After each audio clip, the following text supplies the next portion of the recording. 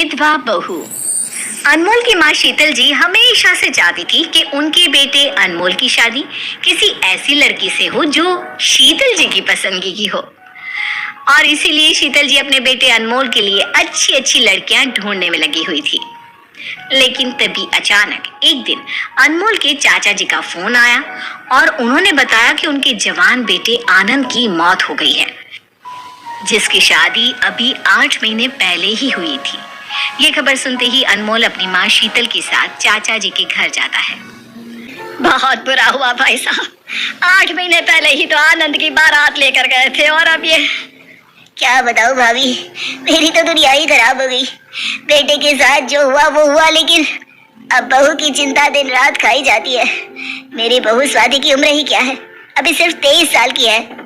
ठीक कहते हैं भाई साहब, लेकिन भगवान के आगे किसकी चलती है, होने को कोई नहीं टाल सकता।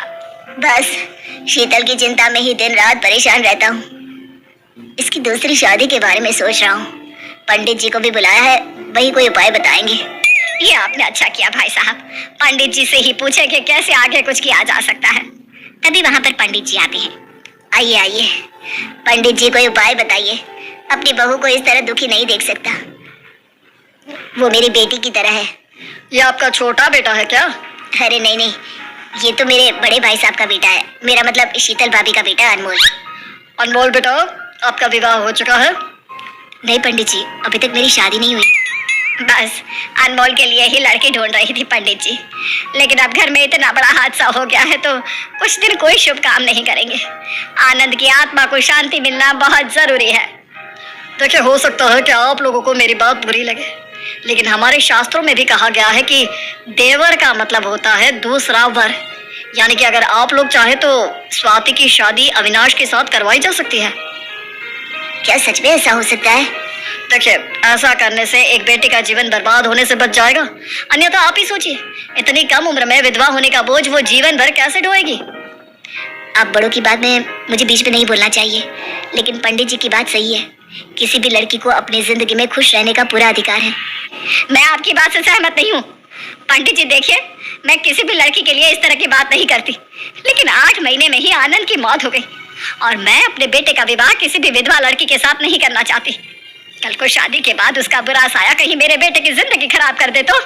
लेकिन स्वाति की कुंडली में कुछ भी बुरा नहीं है, यह सब होना ही था जो हो गया। पंडित जी, आपका बहुत बहुत धन्यवाद। हम इस बारे में आपसे बाद में बात करेंगे, पंडित जी के जाने के बाद। अनमोल, दिमाग तो खराब नहीं हो गया तुम्हारा? एक विधवा लड़की से शादी करना चाहते हो, वो भी जो शादी के 8 महीने के बाद ही अपने पति को खा गई। ये आप किस तरह की बातें कर रही है भाभी? मेरी बहू बहुत अच्छी है और मेरे बेटे की मौत का उससे कोई लेना देना नहीं है। भगवान को ये मंजूर था, इसलिए मेरा बेटा अब इस दुनिया में नहीं रहा।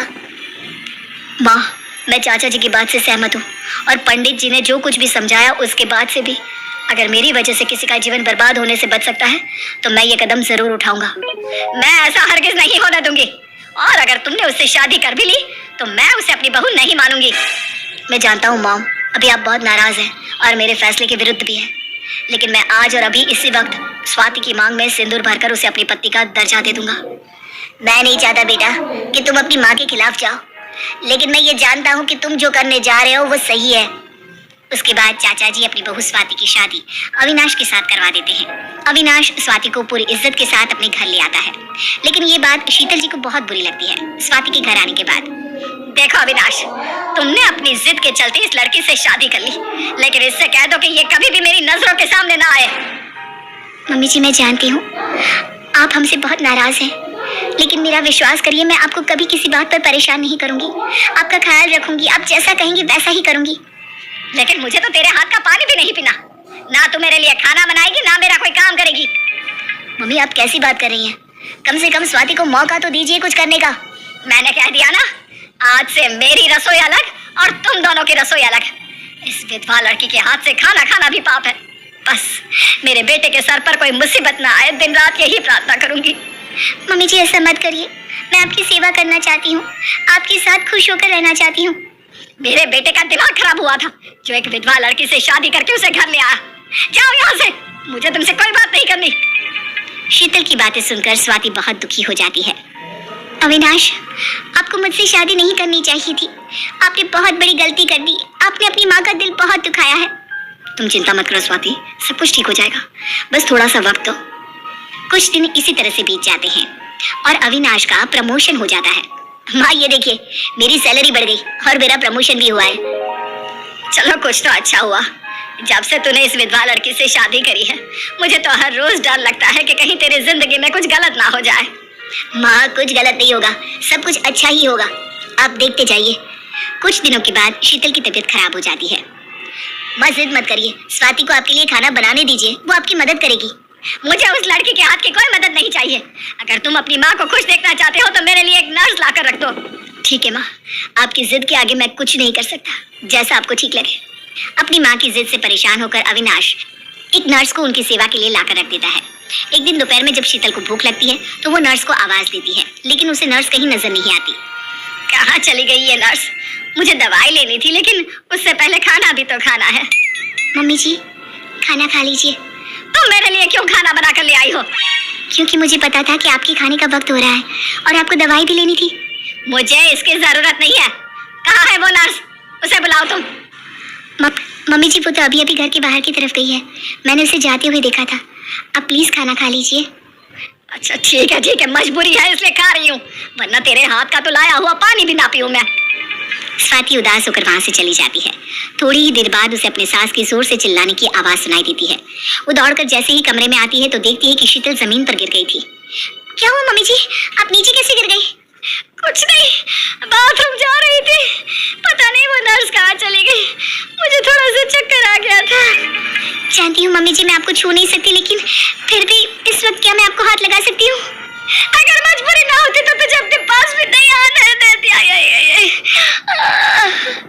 स्वाति अपनी सास को उठाकर बेड पर लेटा देती है। मम्मी जी आप आराम करिए और ये लीजिए, प्लीज दवाई खा लीजिए। खा ली तुम्हारे हाथ से दवाई। इसी तरह स्वाति अपनी सास की बहुत सेवा करती है। धीरे धीरे शीतल को लगने लगता है कि वो स्वाति के बारे में जैसा सोचती थी वैसा कुछ भी नहीं था। वो बहुत अच्छी लड़की थी। धीरे धीरे शीतल की तबीयत ठीक होने लगती है और शीतल के कहने पर ही अविनाश ने नर्स को भी वहां से हटा दिया था। एक दिन शीतल अविनाश और स्वाति को अपने पास बुलाती है। क्या हुआ माँ, आप ठीक तो है ना? आपकी तबीयत कैसी है? मेरी तबीयत बिल्कुल ठीक है बेटा, बस तुम दोनों से एक बात कहना चाहती थी। बताइए ना मम्मी जी, मुझसे कोई गलती हुई है क्या? अरे नहीं बेटा, गलती तुमसे नहीं, गलती तो मुझसे हुई।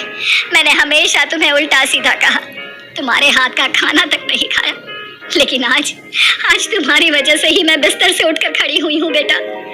मम्मी, स्वाति के लिए आपकी सोच बदल गई, ये जानकर मुझे बहुत अच्छा लग रहा है। हाँ बेटा, और मैं ना स्वाति को कुछ देना चाहती हूँ। नहीं मम्मी जी, मुझे कुछ नहीं चाहिए। आपकी सेवा करना तो मेरी जिम्मेदारी थी। नहीं बेटा, मैंने तो कई सालों पहले अविनाश की होने वाली पत्नी के लिए कंगन बना कर रखे थे। सोचती थी जब अविनाश की शादी करूंगी तो अपनी बहू को ये कंगन दूंगी, लेकिन जब उसने तुम्हारे साथ शादी की तो मैंने तुम्हें कंगन नहीं दिए। लेकिन अब मैं जानती हूँ कि तुम ही मेरी बहू हो और तुम ही इस घर को अच्छे से संभाल सकती हो। थैंक यू मम्मी जी, मुझे एक माँ की तरह प्यार देने के लिए। देखो माँ, कोई फर्क नहीं पड़ता कि मैंने किससे शादी की, बस इस बात से फर्क पड़ता है कि स्वाति आपका कितना ख्याल रखती है, इस परिवार का कितना ध्यान रखती है। स्वाति बहुत अच्छी लड़की है और उसके विधवा होने से मेरी जिंदगी पर कुछ भी बुरा असर नहीं आने वाला। जो कुछ भी हुआ वो भगवान की मर्जी थी।